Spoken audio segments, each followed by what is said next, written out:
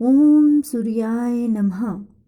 जिस प्रकार भगवान सूर्यदेव के आगमन से चारों तरफ फैला अंधकार मिट जाता है, पूरे संसार में एक नए जीवन का ही संचार हो जाता है, उसी प्रकार जो लोग भगवान सूर्यदेव की उपासना करते हैं, उनका व्रत करते हैं, उन पर सूर्यदेव विशेष कृपा दृष्टि रखते हैं और उनके जीवन से सारे अंधकारों को मिटाकर उनके जीवन में प्रकाश ही प्रकाश फैला देते हैं।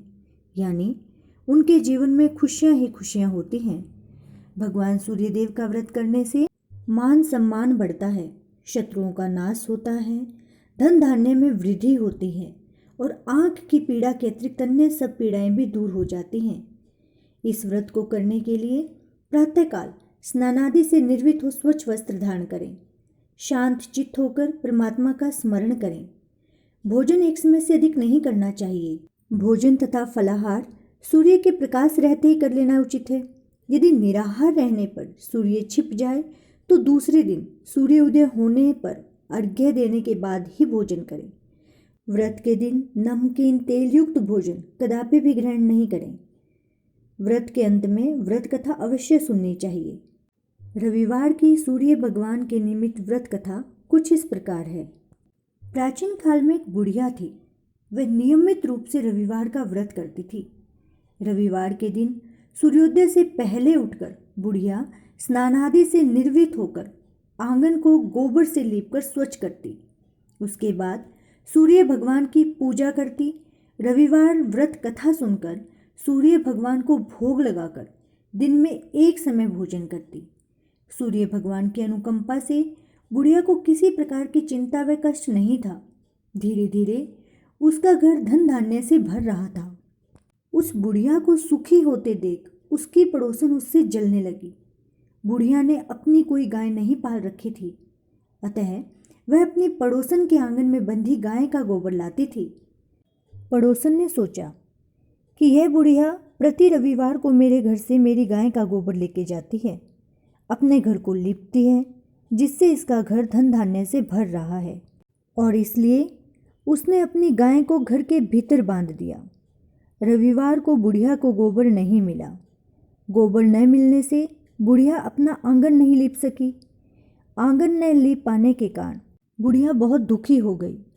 इसलिए उसने न तो भोजन बनाया तथा न ही सूर्य भगवान को भोग लगाया तथा स्वयं भी भोजन नहीं किया। इस प्रकार उसने निराहार व्रत किया। रात्रि हो गई और वह भूखी ही सो गई। रात्रि में भगवान ने उसे स्वप्न में दर्शन दिए और भोजन न बनाने तथा भोग न लगाने का कारण पूछा। वृद्धा ने गोबर न मिलने का कारण सुनाया।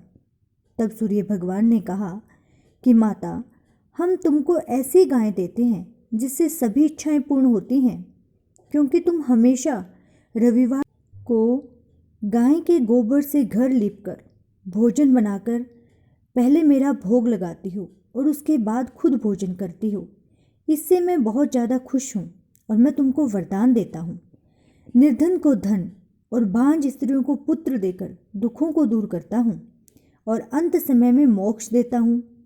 स्वप्न में ऐसा वरदान देकर भगवान तो अंतर्ध्यान हो गए और वृद्धा की आंखें खुली तो वह देखती है कि आंगन में एक अति सुंदर गाय और बछड़ा बंधे हैं।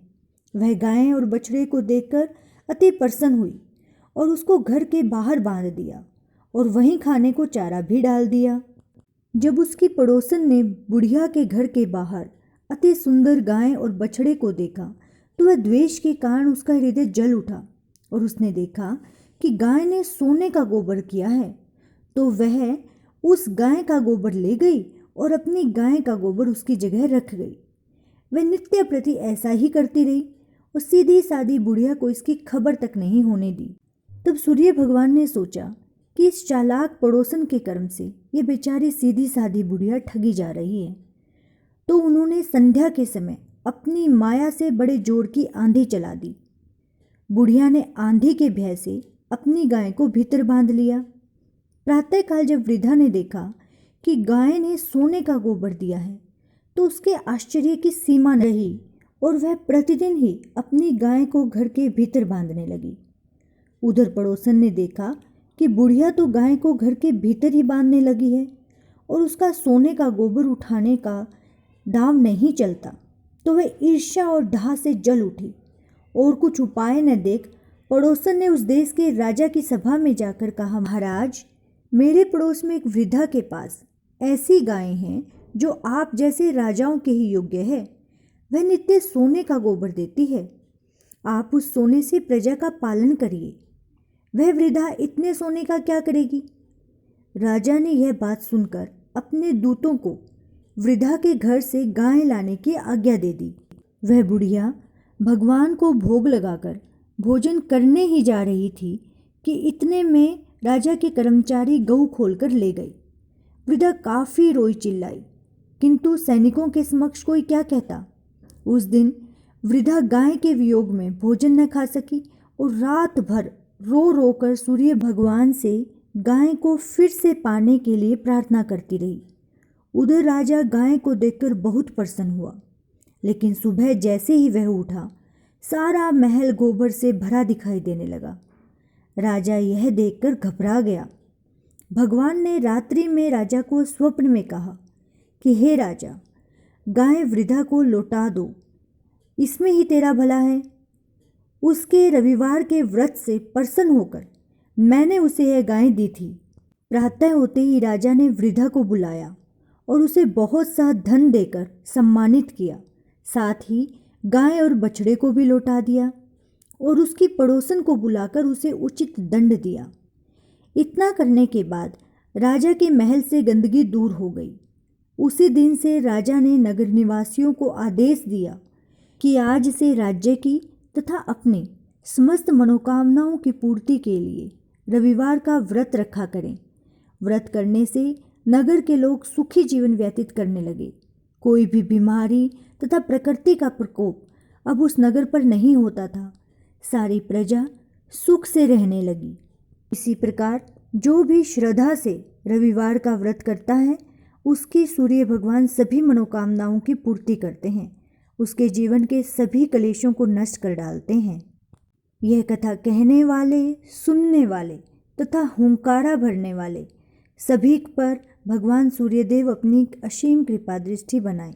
सभी के जीवन में सुख, शांति, खुशहाली, समृद्धि, ऐश्वर्य और सौभाग्य का संचार करें।